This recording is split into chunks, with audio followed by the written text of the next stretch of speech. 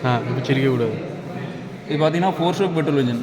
4 stroke petrol இன்ஜினில் நம்ம இது என்ன பற்றி எதை பார்க்க போகிறோம்னா போர் டயக்ராம் பற்றி பார்க்க போகிறோம். ஸோ இன்லெட் வால்வு எப்போ ஓப்பன் ஆகுது, அவுட்லெட் வால்வு வந்து எப்போ ஓப்பன் ஆகுது, உள்ளே வந்து நமக்கு பார்த்தீங்கன்னா இது வந்து 4 ஸ்ட்ரோக் இன்ஜினால் ஸ்பார்க் ப்ளக் எப்போ ஓப்பன் ஆகுது அங்கே அப்படிங்கிற டீட்டெயில் தான் பார்க்க போகிறோம்.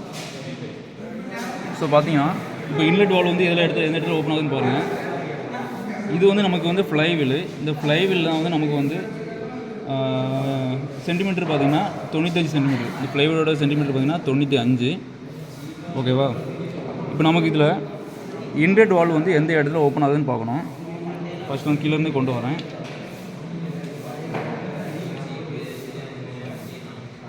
ஸோ இந்த சைடு இருக்குது தான் இன்லெட் வால்வு, இது அங்கே இருக்குது அவுட்லெட் வால்வு. ஸோ இப்போ இன்லெட் வால்வு ஓப்பன் ஆகுதா பாருங்கள். இன்லெட் வால்வு வந்து ஓப்பன் ஆகிருக்கும். ஸோ இந்த இன்லெட் வால்வு வந்து பார்த்திங்கன்னா பிஃபோர் டிடிசி, அதாவது பிஃபோர் டிடிசி, இதை வந்து மேலே வந்து நம்ம பிஸ்டன் வரும்போது டிடிசி, கீழே வந்து பிடிசி. பிஃபோர் டிடிசிக்கு முன்னாடி வந்து நமக்கு இன்லெட் வால்வு ஓப்பன் ஆகிரும். ஏன்னா வந்து ஸ்பார்க் ப்ளக் பார்த்திங்கன்னா வந்து நமக்கு கரெக்டாக பிஸ்டன் டிடிசியில் கிட்ட வரும்போது நமக்கு ஸ்பார்க் ஆகும். ஸோ பிஃபோர் டிடிசியில் வந்து இன்லெட் வால்வு ஓப்பன் ஆகும்போது நமக்கு கம்ப்ரஷன் நல்லா நடக்கும். ஏன்னா வந்து ரெண்டாவது ஸ்பார்க் ஆகும். ஸோ வந்து கம்ப்ரஷன் நல்லாயிருக்கும். அதனால் பிஃபோர் டிடிசியில் வந்து ஓப்பன் ஆகிடுது. ஸோ பிஃபோர் பிடிசியில் பார்த்தீங்கன்னா நமக்கு ஒரு 95 சார் கம்மி 94 வந்து ஓப்பன் ஆகும். ஓகேவா? 94 வந்து ஓப்பன் ஆகுது. ஸோ அந்த 95க்கு நமக்கு போகும்போது பார்த்திங்கன்னா ஸ்பார்க் ஆகும். ஸோ ஸ்பார்க் ஆகி வந்து உள்ளே வந்து நமக்கு வந்து ஃபுயில்லாம் கம்ப்யூஷன் ஆகும்.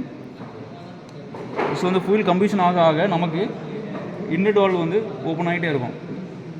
கம்ப்யூஷன் உள்ள நடந்துகிட்டே இருக்கும், இன்லெட் வால்வு ஓப்பன் ஆகிருக்கும். ஏன்னா ஸ்டார்டிங்கில் வந்து நமக்கு ஃபயர் ஆகிடுச்சு. இப்போது ஃபுயிலும் யாரும் உள்ளே வர நமக்கு ஃபயர் வந்து இன்னும் அதிகமாகிட்டே இருக்குது. கம்ப்யூஷன் நடந்துகிட்டே இருக்குது. பார்த்திங்கன்னா நமக்கு தெரியும் இன்லெட் வால்வு ஓப்பன்லேயே தான் இருக்குது, அதிகமாக ஓப்பன் ஆகிட்டு இருக்குது. இப்போ பார்த்திங்கன்னா இன்லெட் வால்வு வந்து க்ளோஸ் ஆகிருக்கும். ஸோ இங்கே 59.59 இருக்குது.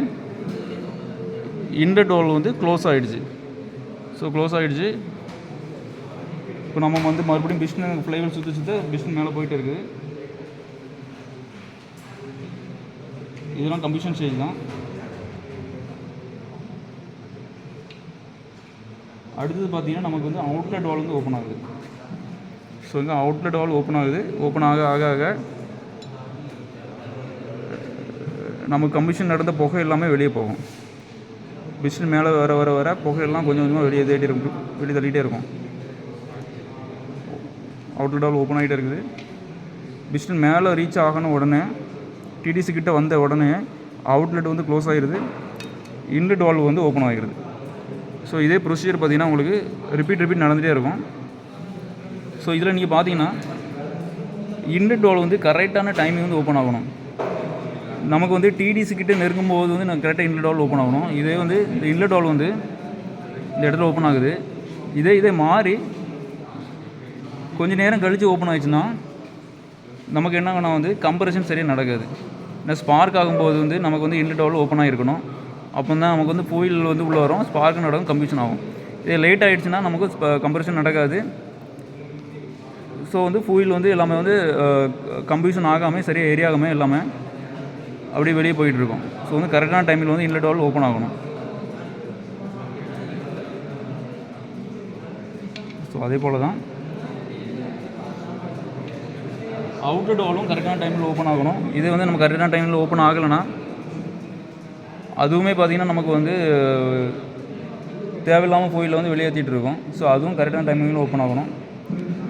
ஸோ இந்த இன்லெட் வால்வு ஓப்பன் அவுட்லெட் பார்த்திங்கன்னா எப்படி ரன் ஆகுதுன்னா, இங்கே உள்ள நமக்கு வந்து கேம் ஷாஃப்ட் இருக்கும். கேம் ஷாஃப்ட் சுற்ற தான் வந்து இந்த இன்லெட் வால்வும் ஓப்பன் ஆகும், வந்து அப் அண்ட் டவுன் ஆகுது. இப்போ நீங்கள் வந்து பழைய வண்டிலாம் பார்த்தீங்கன்னா வந்து கேம் ஷாஃப்ட் வந்து உள்ள கேம் ஷாஃப்ட் வந்து ப்ராப்ளம் ஆயிரும். ஸோ அதில் வந்து தேய்மானம் ஆயிரும். அப்படி தேய்மானம் ஆகும்போது பார்த்திங்கன்னா அந்த இன்லெட் வால்வு அவுட்லெட் வால்வு வந்து சரியான டைமிங்கில் ஓப்பன் ஆகுது. அப்படி ஓப்பன் ஆகும்போது என்ன நடக்குன்னா வந்து நமக்கு மைலேஜ் இருக்காது. ஏன்னா வந்து அதிகமாக வந்து ஃபுயில் வந்து இன்லெட் வால்வோடய வந்து அவுட்லெட்டில் வந்து வெளியே போகும், அப்படி மாதிரி இருக்கலாம். சில நேரம் இன்லெட் வால்வு ஸ்ட்ரக் ஆகிருக்கும், ஃபுயில் உள்ளே வராமல் இருக்கும். ஸோ இந்த மாதிரி ரீசன்களாலும் பழைய வண்டியில் நமக்கு மைலேஜே இருக்காது.